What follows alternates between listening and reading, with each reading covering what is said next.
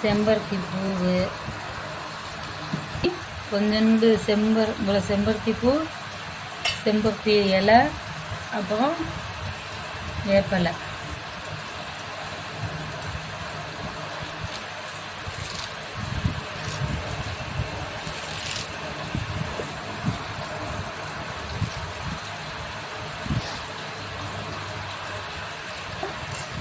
சோத்து கத்தலை. இது சோத்து கத்தலை வந்து எப்படின்னா, இதை வந்து இப்படி சீவிட்டு வந்துட்டு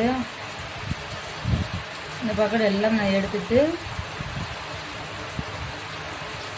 இது ரெண்டாக வெட்டி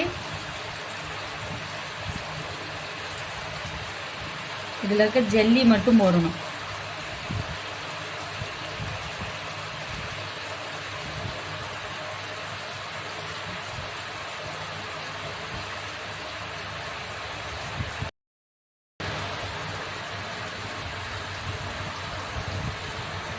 இதை மூஞ்சிக்கு கூட யூஸ் பண்ணிக்கலாம். ஏன்னா இது மூஞ்சியில் அரிப்பு பரு இந்த மாதிரி வராது.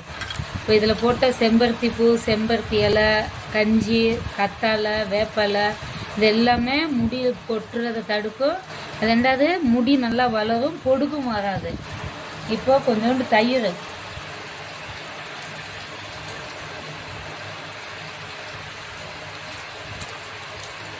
இது போட்டால் முடி ஷைனிங்காக இருக்கும்.